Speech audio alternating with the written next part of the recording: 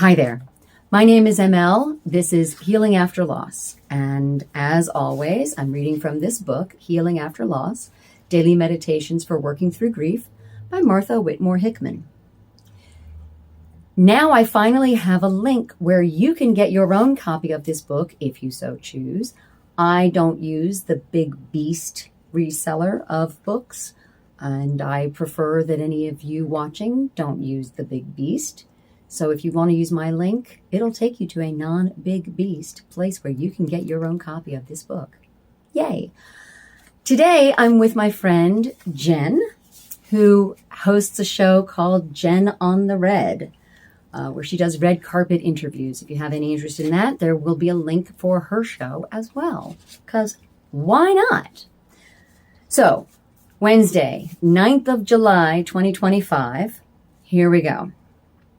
Real grief is not healed by time. If time does anything, it deepens our grief. The longer we live, the more fully we become aware of who she was for us, and the more intimately we experience what her love meant for us. Real, deep love is, as you know, very unobtrusive, seemingly easy and obvious, and so present that we take it for granted. Therefore, it is often only in retrospect, or better, in memory, that we fully realize its power and depth. Yes, indeed, love often makes itself visible in pain. Henri Nouwen, I'm assuming he's French, with a name like Henry with an I. At first, this is frightening. Grief deepening? Am I never going to feel better?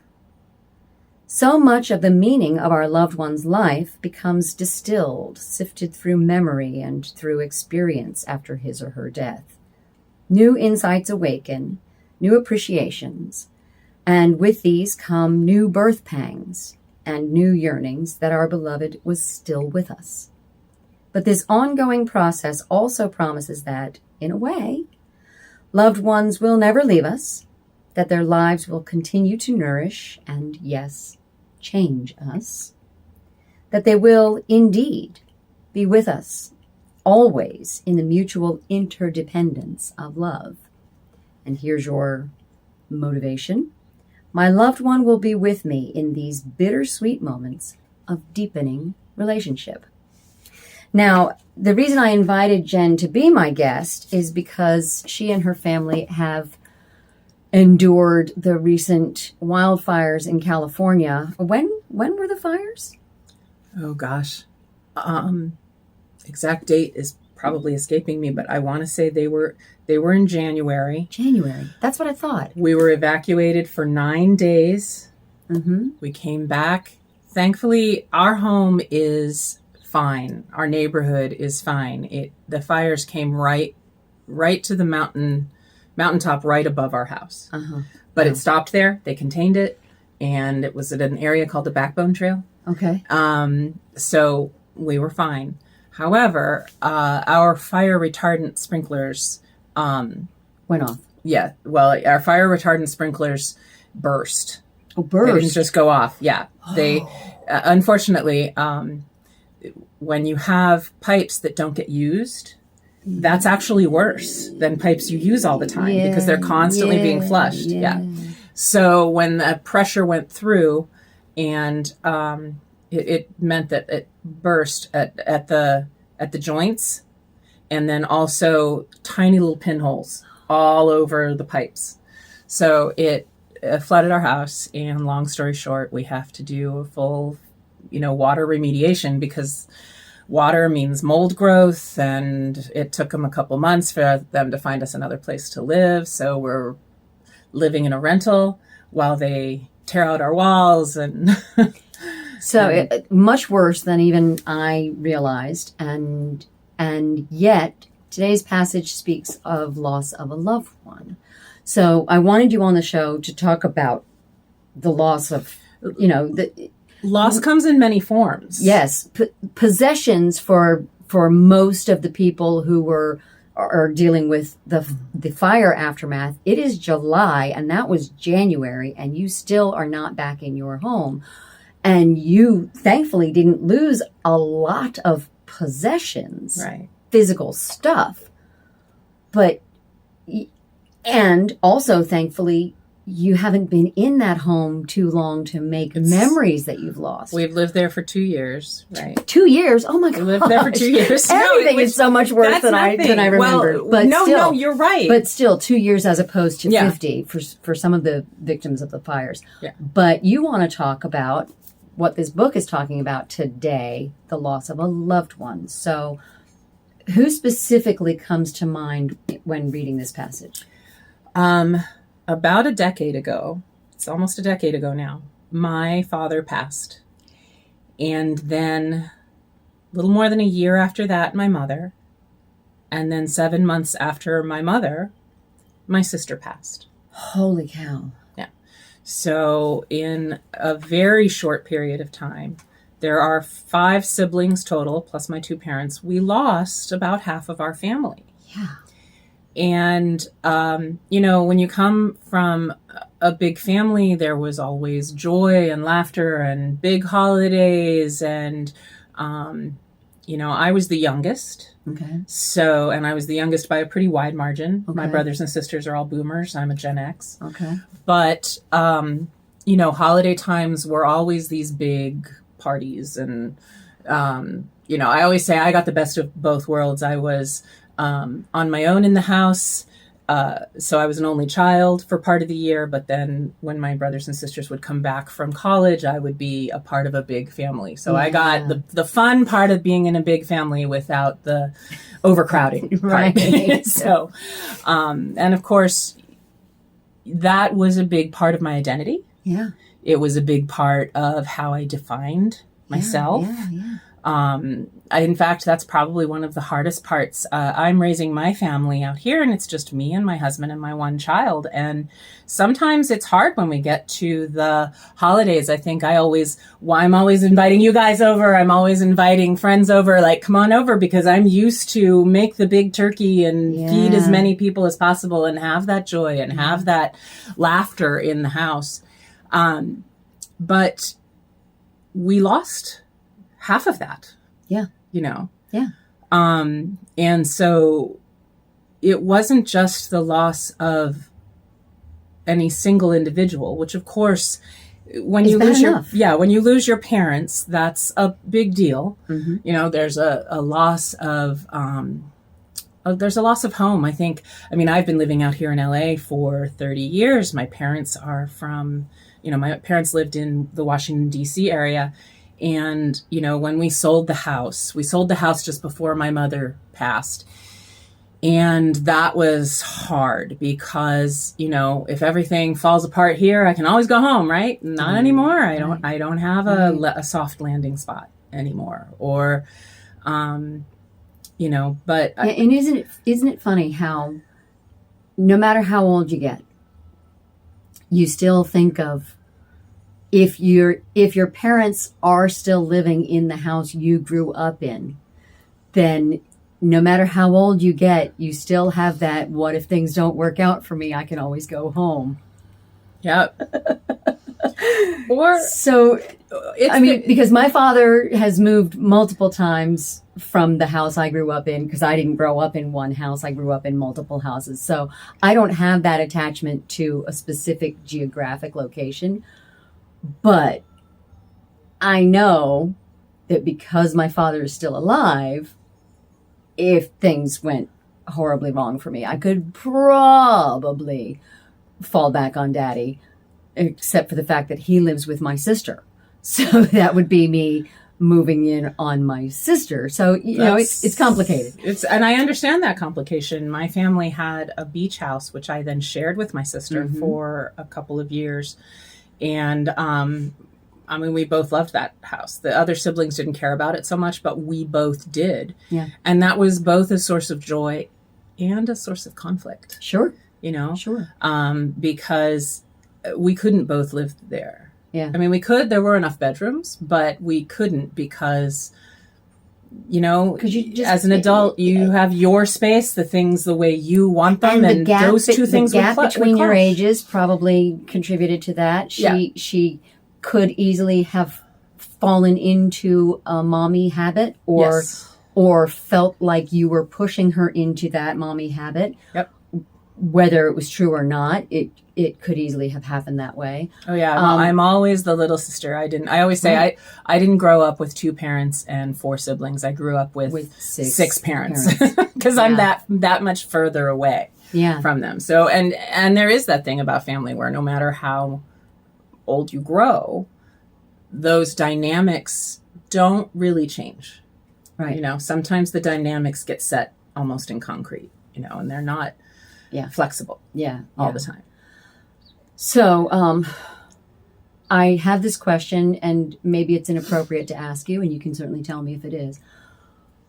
You lost 3 people in the span of just over a year. It was probably 2.5 just to 3 under, years. Okay. Yeah, because Dad went, then a year later, a little more than a year later, my mom went, and then 7 months later, my sister went. So it was almost somewhere 3 around years. 2 years. Yeah. Somewhere around 2 years, you lost 3 people. Were they all victims of illness? Or was anything like sudden? Like my mother was killed in a car accident. So, you know, that's... Nothing quite that sudden, but my sister had battled cancer once, and it came back. Oh, no. And I also think she was trying to protect me. They did not tell me right away. Right. You know, they waited until after the holidays. Because you were the baby. And because you were raised by 6 parents. Right. So, yeah. So, and it went faster than I think any of us thought it would. I think we thought we had more time. And it went much faster, which in many ways, it was a blessing. Sure. I wouldn't have wished too much suffering on my sister. Yeah. And cancer, prolonged cancer can be really tough. So, and it was unexpected because she was only 62, which is young to pass away. My mother was 62 or 63 when she passed. Yeah. But again, she was killed in a car accident. It's easy for me to focus my grief on mommy. Because she was just one person who, you know, was with me until she wasn't. When you think about that period of time, or when you just find yourself hit with grief, is there one of those 3 that you focus that grief on? Is it your sister? No. Honestly, because the other part that happened that has been the hardest for me was, you know, because my siblings are so much older. Yes. And because they come from really a different mindset. Sure. It's not always easy. No. To get along with them. Right. And I actually read an article around the time that my parents passed about how parents can often be the mediators, the buffers. And so at the same time, they don't live, I live in California, they live in East Coast. In Virginia, Pennsylvania, and I have my brother's in Montana. And it has not always been easy to get along. Sure. And that's the part that was unexpected for me. So I felt as if I lost. I think the deepest part of the grief for me was that loss of family. Yeah. That loss of the big family that I thought I knew. Yeah. That's been the hard part. That's been the hardest part. Realizing that, you know, it's not as easy to get along as it once was. Yeah. Yeah. And realizing in many ways that, you know, 30 years ago when I put all my belongings and my cat into my car and I drove to California, I made decisions that really hit me hard when my parents and my sister passed. And I realized, you know, there was a mourning for the loss of that homestead. that big family identity. Yeah. But I also realized that I have been out here for 30 years. I have been alone longer than maybe I give myself credit for. And Sure. I don't mean been alone as in lonely. No. But I mean On your own. Been on my own, and I have been independent for that long. Yeah. And it's weird, but there's a loss that comes with that too. Oh, yeah. I'm independent. Or does that mean lonely? Or does that mean alone? I saw something the other day that hit hard for me because I'm Gen X as well.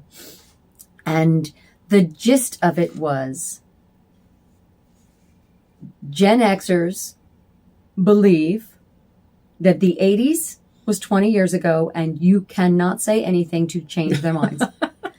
It is 100% true that for everybody in my high school graduating class, the 80s was 20 years ago. We graduated 20 years ago. No, we didn't. Yeah, no. No, we really, really didn't. But so all of us have been on our own, whether we form new families or form new chosen families or all of the things that we do once we grow up. There's still that, I've been on my own for a long time. And it's, in a way, it's both a blessing and a curse. I believe things come to you as a blessing and a curse. Yeah. Even the loss of our home. Mm-hmm. Blessing and a curse. It's really hard to be out of my home, but to be honest, I'm getting a new carpet and I'm getting a new kitchen. Right. But to be out here, and there's mixed emotions that come with this. The part of your passage which really touched me and spoke to me is the passage of time and how do we carry our grief? And is it always there? Do we get over it? And I don't believe that I necessarily get over mourning the loss of my family. Yeah. I think that... anyone who says to me, it's been 20 years, it's been almost 20 years, it's been almost 20 years, why aren't you over it? Because I will never be over it. She was mommy. I will never be over it. I can function. I can live my life. I can have lovely memories of her. I can have terrible memories of her, although they are few and far between. Mm-hmm. Few and far between. And that speaks to also something about, this passage really, definitely. I don't want to read the whole thing again, but so much of the meaning of our loved one's life becomes distilled, sifted through memory and through experience after his or her death. So the deepening of the grief, the strengthening of the grief, like allowing yourself to grieve. Your grief gets deeper, it gets stronger, and reminds you, the blessing of it is, it reminds you of what's important to you in now, in the here and now. What do I need to accomplish before I'm the next one? We could all get hit by a bus, Yeah. No one knows when death is knocking on your door. So why don't we just live today?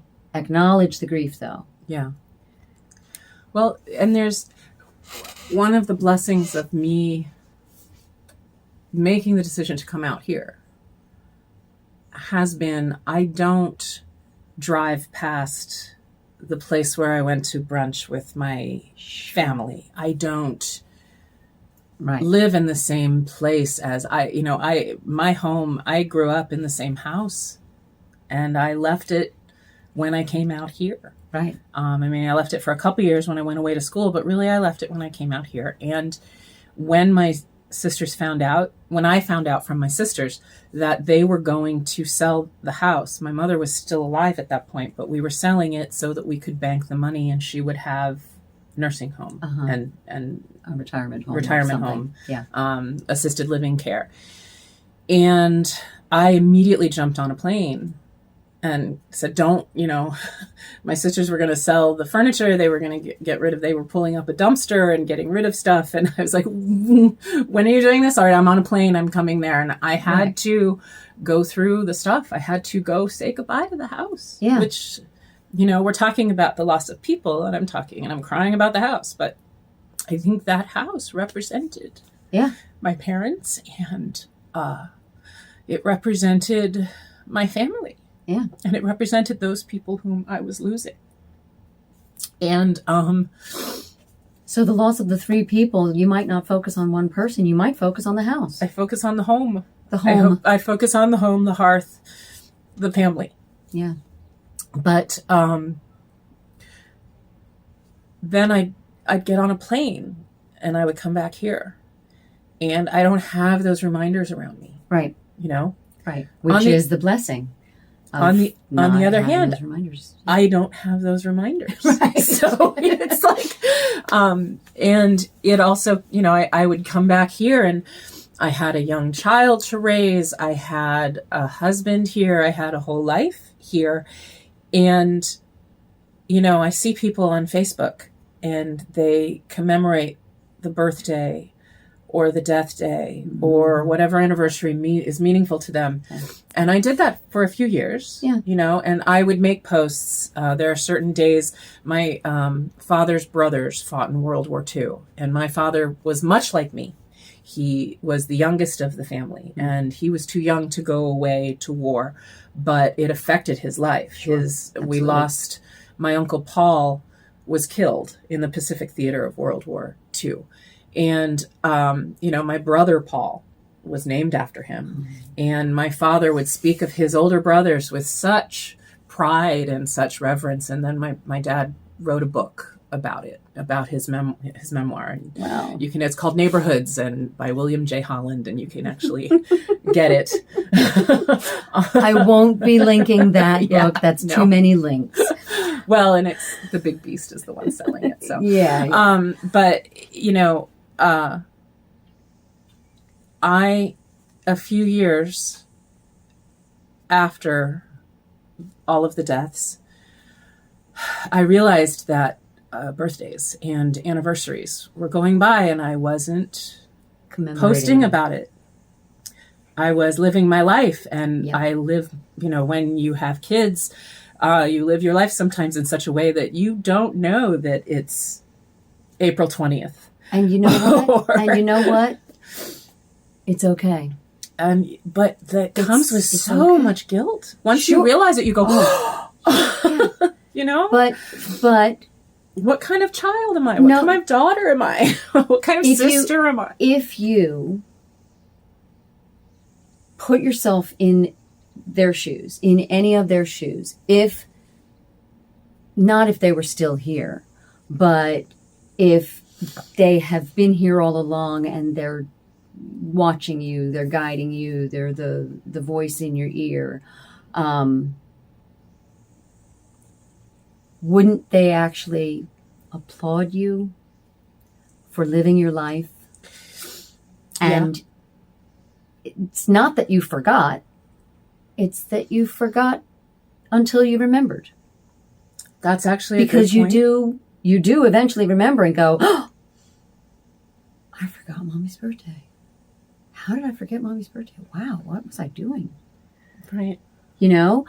But you're living your life. I think Mommy wants me to live my life. I think by me doing this, even though I started this show because of the loss of my cat, I am honoring Mommy.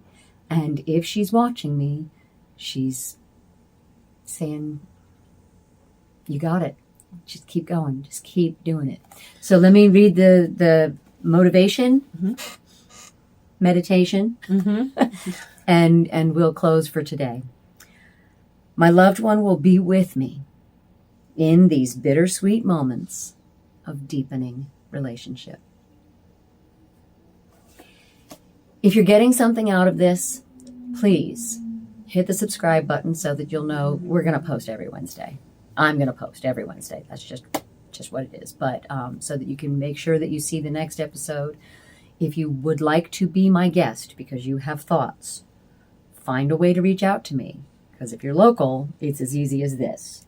If you're not local, we got to work something out. But I would love to have your comments on the YouTube page. Even if you know me elsewhere, please don't comment elsewhere. Please comment on the YouTube page so that I can interact with you in that way. So like, share, subscribe, all of those things. Click the links that are in today's description so that you can check out Jen on the Red. Or you can get your own copy of Healing After Loss, Daily Meditations Working Through Grief by Martha Whitmore Hickman. I'll see you next week.